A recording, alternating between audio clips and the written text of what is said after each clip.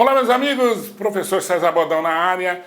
Mais uma aula para vocês sobre conhecimentos pedagógicos. Falaremos hoje sobre literatura infantil. Ora, professor Bodão, o que é isso, literatura infantil? A literatura infantil é o ramo da literatura dedicado a quem? Às crianças, à leitura infanto-juvenil. Tá? Então, nelas vão estar contidas histórias infantis, contos infantis, histórias realmente dedicadas às crianças, tá? Vai ter também histórias fictícias, você vai ter uma série de histórias que vão ser relacionadas. Então, o que nós vamos fazer hoje? Nós vamos verificar aqui, para que você tenha conhecimento e possa desenvolver a sua prova aí no seu concurso, quais são os conhecimentos necessários para que você possa desenvolver atividades ou responder a atividades relacionadas à educação infantil, tá? Então, quando que nós temos esta perspectiva da educação infantil? Vamos lá. A literatura infantil, como nós já falamos, então, é um ramo da literatura dedicado especialmente às crianças. Nisso estão incluídas histórias infantis. Quais são histórias infantis?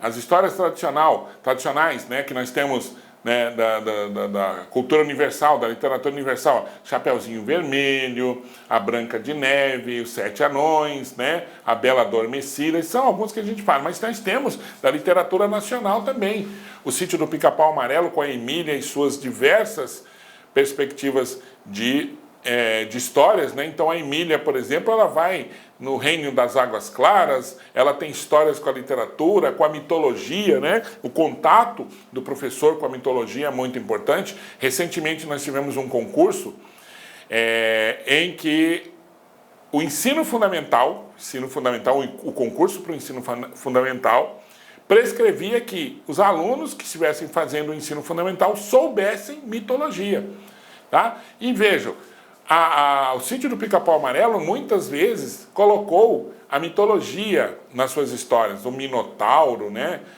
os centauros, colocavam todos esses elementos da mitologia que, querendo ou não, uma criança que assistisse a esses programas, a essas histórias do Monteiro Lobato, entrava sim em contato com elementos da mitologia. Isso era muito importante. Então as histórias fictícias infantis, biografias dizem respeito a nome, então desperta a curiosidade de saber, por exemplo, o nome relacionado a pessoas que fizeram as histórias.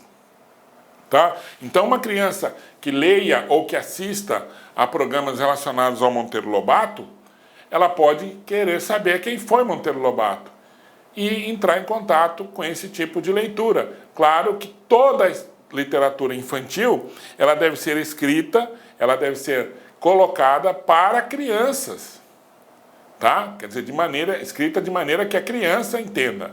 E isso é feito, isso existe, isso tem possibilidade, não tem nenhum problema, tá? Novelinhas infantis. Professor, novela não é para gente grande? Não, existem novelas que são para crianças. Então há vários desenhos em formato de novelas.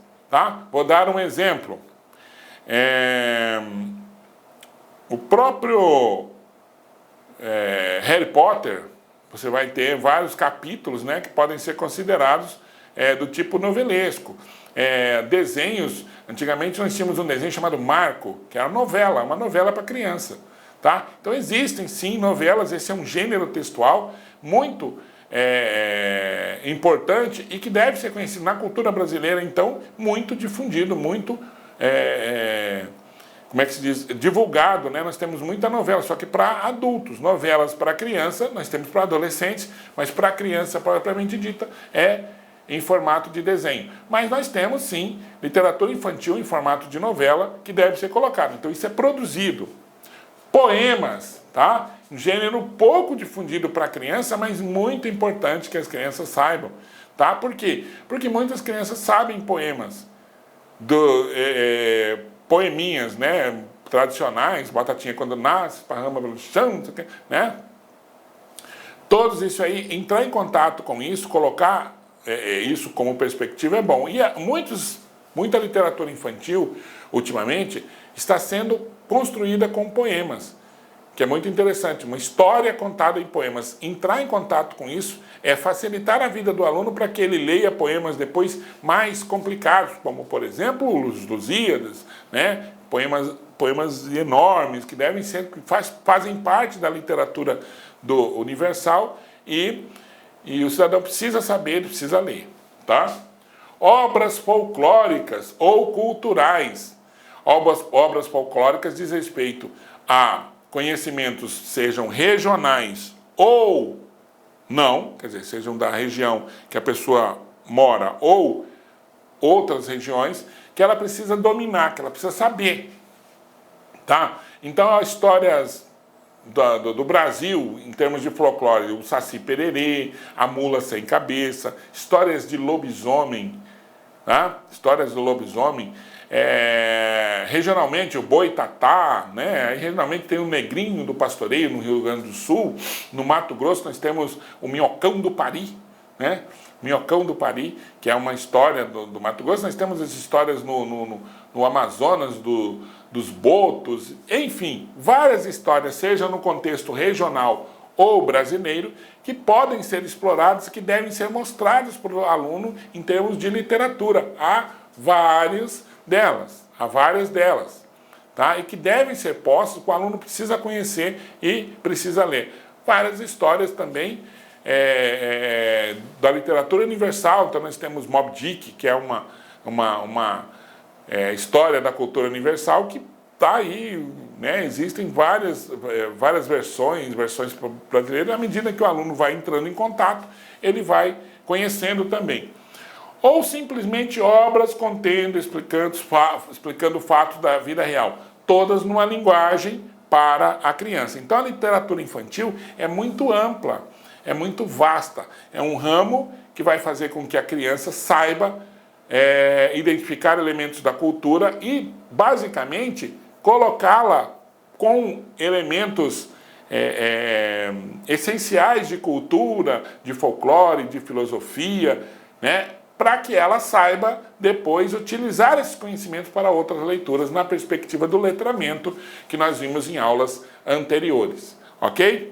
Bom, mais importante do que isso é o seguinte: ouvir e ler histórias. É ouvir e ler, não é somente ler. A literatura não está relacionada apenas à leitura de texto pela criança, mas dela ouvir. Quando você conta histórias para a criança, você começa a introduzi-la no mundo da literatura, que depois será importante quando ela aprender a ler, se ela ainda não sabe, tá? Mas mesmo que ela já saiba, você contar historinhas do ponto de vista da leitura, da fala, né?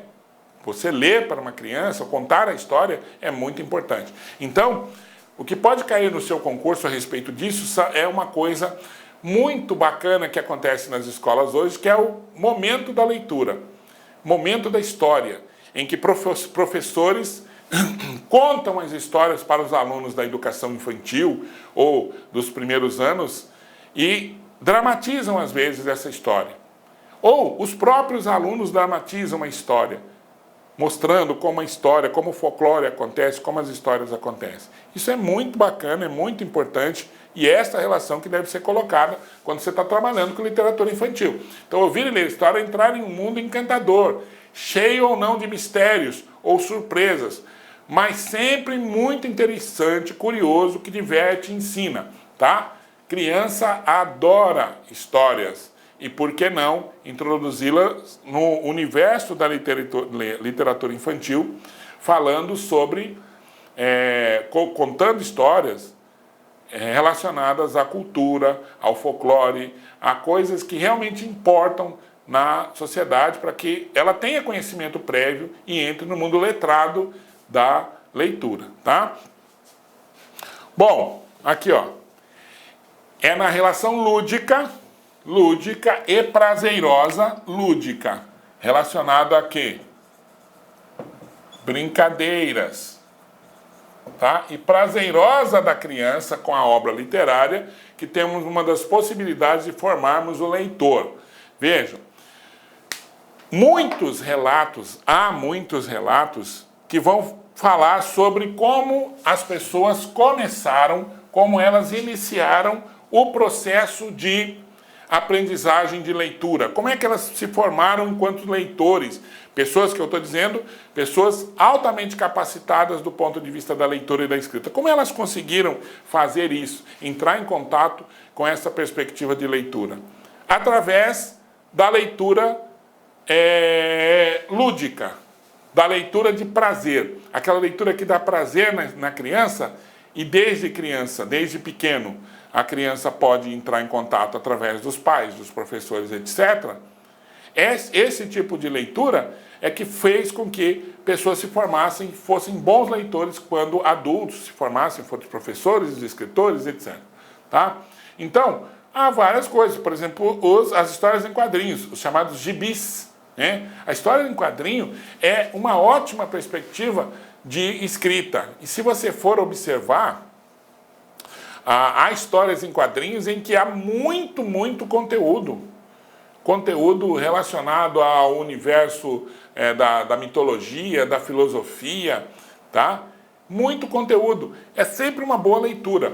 Quando, na década de 70, 80, as jovens brasileiras, principalmente as mulheres, elas liam livros considerados livros na época, livros bobos e que não tinham o menor sentido, alguns pais proibiam, que eram livros de ficção, de histórias amorosas e que tinham o nome de mulheres, Júlia, Sabrina, né? Essa leitura, ela foi considerada por muito tempo uma leitura inútil. Hoje, as pessoas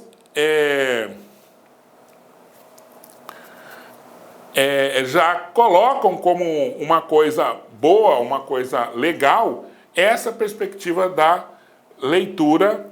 Olá, meus amigos, minhas amigas, sou o professor Luiz Antônio de Carvalho, com muita satisfação, muito orgulho, estou aqui para lhe apresentar a nossa isolada de conhecimentos pedagógicos aqui da La Concurso, né? Antes de mais nada, eu peço licença, você estava assistindo no vídeo aí, ou do professor Bodão, ou da professora Márcia Gil, mas esse vídeo, nós temos a intenção de ser apenas um vídeo demonstrativo, para você conhecer a qualidade dos nossos professores. Esse vídeo representa apenas 20% da videoaula, da aula inteira.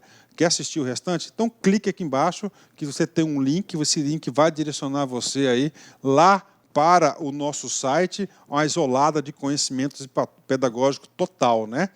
Todas as aulas do professor César Bodão e todas as aulas da professora Márcia Gil. Investimento apenas R$ 80, 2 professores, prazo de acesso 60 dias, e durante 60 dias você pode assistir quantas vezes na hora que quiser, na hora que desejar, né? Tá certo? Carga horária 84 horas, né? Atualmente, eu digo atualmente por quê? Porque dentro desse prazo de 60 dias nós podemos ter aí alguma atualização, e esse módulo recebe aí todas as atualizações durante esse período, né? Quantidade de aulas, 109 horas, né? Ou seja, só aqui na La Concurso você pode ter certeza aí que é o melhor módulo de isolado de conhecimentos bancários existentes aí no mercado. Forte abraço, espero vocês. Fui, tchau. Clique lá.